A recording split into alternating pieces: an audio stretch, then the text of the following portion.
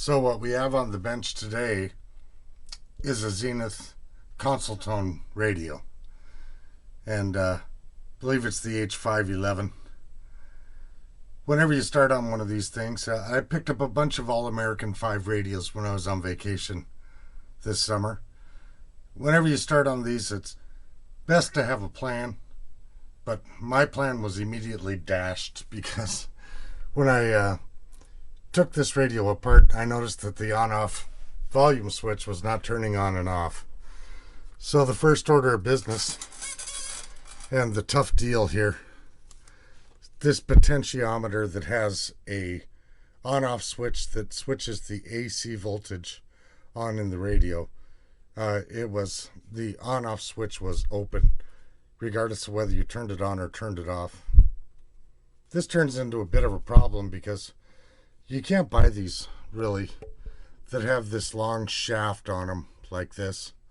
That's quite a long shaft on that thing. It also turns into a problem because you can see here that you have to really disconnect that thing out of the circuit. All the wires that are running to the potentiometer, and then of course the wires running to the switch. But these switches can be fixed apparently, because what I did was on this thing, I took all of the tabs, there are tabs all around the top here, and I bent those tabs backwards. Once I got those tabs bent backwards, this whole potentiometer came out the front. It left the shell of the potentiometer here behind, and then at the bottom of that shell is the switch. There are 3 more tabs that you have to bend off to take the switch off the back. And it looks to me like what happened was the lubricant in the switch gave way and turned hard, and then the switch was not moving freely back there. It's a plate that shifts back and forth, like, I should say like this. So that plate wouldn't move on its pivot because the lubricant had gotten hard. So I washed it out with acetone and rubbing alcohol. And now if you take a listen to the meter when you turn it on, if I can turn it on with one hand, we'll see here. Oh, I'm having a hard time turning it on with one hand.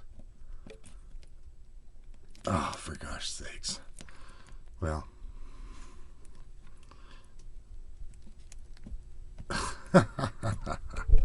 There you have it. Just a minute here. Let me try it with this one. There we go. So you can hear that it's turning on and turning off like it's supposed to. So that was the first thing. So when a guy makes all of these plans, then all of a sudden you find out, well, I'm going to have to do something else as well. Second thing that's going on here is that these capacitors that are in this radio, they've gotten quite old. Here's a time to be careful, but if we hook onto this capacitor here, and then we go up to our capacitor tester and we put it on leakage. This is supposed to be a 400 volt capacitor. So we come up to the capacitor checker. This capacitor is failing at 50 volts, 100, 120 volts, 200 volts, 250 volts. There's no way that this thing is making it to 400. And that's not a big surprise. In general, whenever you see a radio like this, you can rest assured that any of these wax paper capacitors are going to all have to be replaced. The other thing that's in this radio is this big electrolytic capacitor right here. And this large electrolytic capacitor is also going to have to be replaced. That's going to be a little bit difficult because I don't want to remove it from the top of the chassis. So the plan is to put in 2 of these capacitors to make the 60 microfarad capacitor, and to put in one of these for the 20 microfarad capacitor. This is actually going to be 33, and this is actually going to be 69 microfarads. And but good capacitors rated for the high voltage. These are 450 volt caps, so they'll hold up just fine. The issue really is going to be trying to fit them into this radio chassis. There's not an awful lot of room in here. You can see that this is where the original capacitor is, right here. And we're going to have to try and squeeze these in over in this area right here. So that's going to be a little bit tough. Probably going to use a terminal strip to do that. So here's all of the replacements for the wax capacitors. They've all been marked with the foil side, and you'll notice that all of these capacitors are also marked on the foil side. Don't ever let anybody tell you that regular capacitors that aren't electrolytics don't have a polarity. They do have a polarity. They have the polarity of which side the foil is on. So we're going to put that on the right side. We're going to put that on the correct side. And all of these new capacitors have been tested, and I know which side the foil side is. And you can see the black that I put on the end of them for the foil side. So we'll put those in correctly, and then we're going to see if we can't sneak a terminal strip on the inside of this radio over here to take the place of the larger filter capacitor. So that's the plan for now.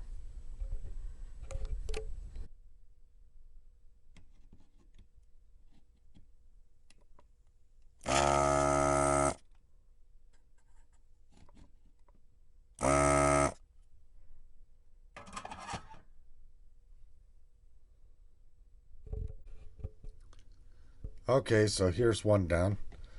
This 0.05 microfarad capacitor has been replaced around between the coil here. The tube, also this wire. Now we're going to go for this capacitor, and this capacitor. Well, girls and guys, this is turning into a nightmare here. You can see that the potentiometer's been removed. There have been 3 capacitors replaced here, and there's another one to go over here. But mostly I have to take care of this filter cap section, and boy, this is awful tight in here. Hard place to put all the capacitors that I need to put in. I suppose that's why they mounted theirs on the top of the chassis. So I'm going to deal with that nightmare right now, and we'll see what kind of a joke that looks like when I get back. Okay, we've gotten a little bit further here. We've done the power supply filter capacitors, and the power supply filter capacitors, boy, that was a tough job because I had to put a terminal strip in here. The terminal strip has one terminal that is unused, that is actually soldered on and double braced on the original electrolytic. But keep in mind, these filter capacitors are not put in parallel with the filter capacitors that were already in the radio. Don't ever do that, because then if one of them shorts out, you have a loss all the same. But this was kind of a tough job here, but got it done. Replaced now this capacitor down here, this capacitor here, the filter capacitors, this capacitor. Got one capacitor left to go and put in the power wiring, and hook back up this volume control on-off switch, and I think that we'll be okay after that. Oh, and by the way, here are the dead soldiers. So, boy, this particular capacitor, I really can't quite figure out what happened to that. That isn't interesting. I don't know if the material just decayed and fell off, or if it experienced a failure, or if somebody hit it with a hammer. I don't know. I don't know what happened to it. But anyway, those are all of the replaced capacitors. Okay, we're getting ready for alignment. You can see here that the Siglent is set up for 455 kilohertz, 50% modulation with a 400 hertz tone on it.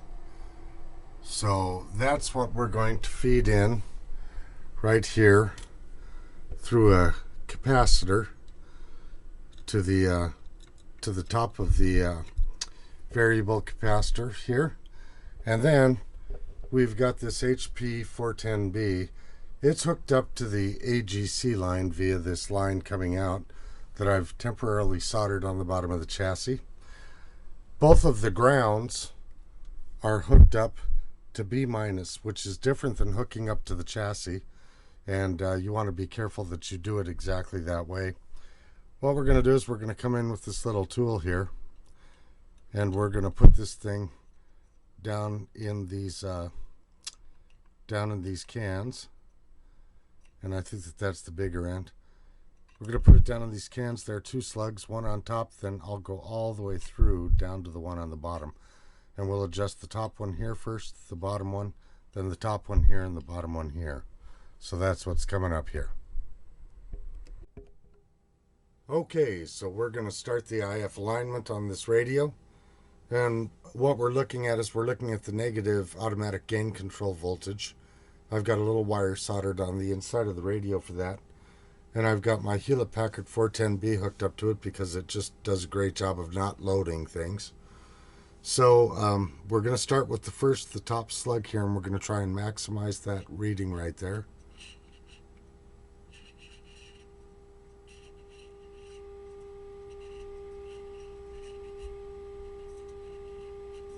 There we go. That's pretty good. Now the bottom slug.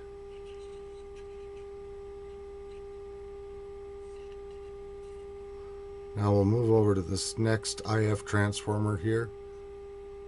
Do the top slug here. Oh, there, we're getting some. There we go. If I go too far past, you can see it start to drop. If I go too far past the other way, so we want it right in the middle there.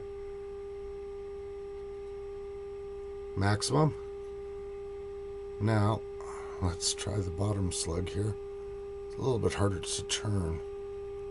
There it is. There we go, that's maxed out. Now we'll just take one more run through them. Make sure that we're all peaked. There we go, down to the bottom one.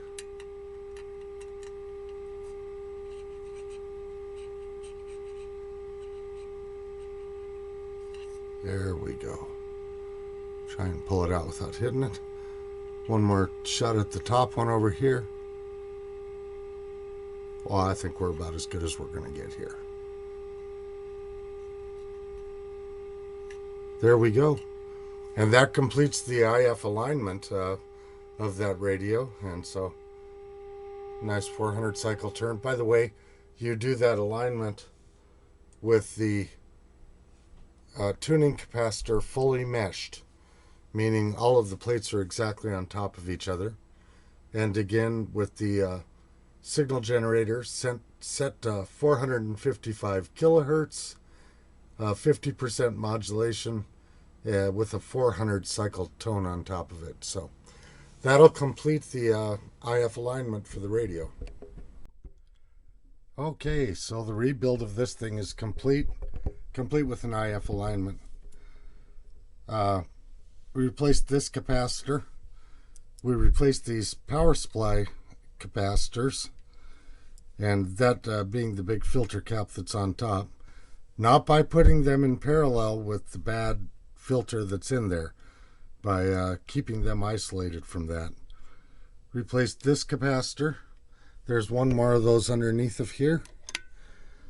Replaced this capacitor, the one underneath right here.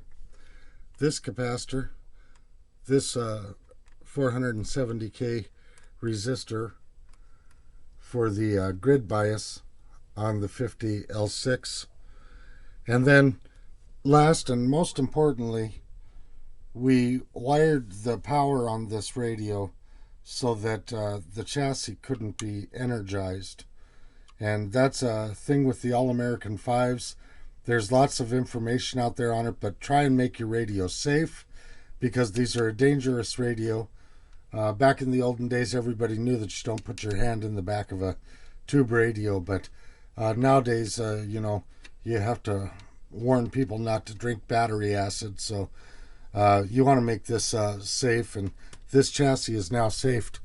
How we did that was we put a polarized plug on this thing that has the larger spade on the neutral, and then we rewired the circuit so that the hot goes to the switch, then goes to the rest of the radio. The neutral is here and runs basically the B minus ground line so that you can't get that chassis energized. That's an important thing. Then something happened when I was through with this radio that just about drove me around the bend, because I automatically assumed that I made some kind of a silly mistake. But in this particular case, this 35W4 had a short in it. And boy, I'll tell you what, every time you'd turn this radio on, it would want to blow the light bulb out. That light bulb is an excellent indicator of current flow, and it really glows extremely bright when you've got a current problem, and it glows pretty dim when you don't. So watch that thing, and it drove me around the bend. I kept on looking to see if I hooked up something wrong in the filter capacitor circuit or if I shorted something internally on the radio, and the whole time it was this 35W4 rectifier tube had a short in it. So I put a new one of those in now, and this radio is ready to go. By the way, I had to install a terminal strip for that neutral to run that neutral over to here. There are a lot of components hooked to that neutral.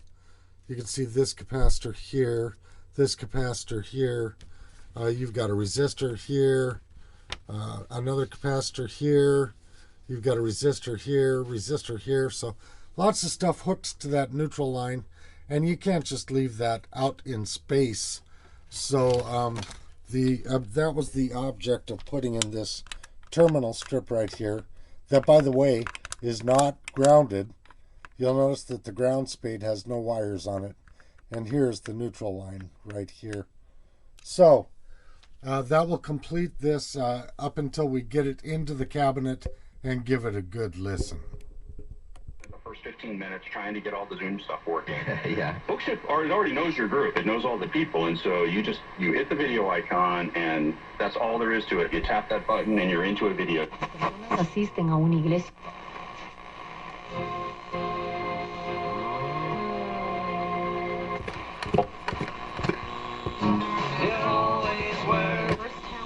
Abundant life. In fact, it's profoundly antioxidant, but more. By the way, we control the weather. That's it. Yeah. Doesn't matter what the collateral damage is. I mean, like we said, this is a worldwide issue. Right. I mean, we're just a speck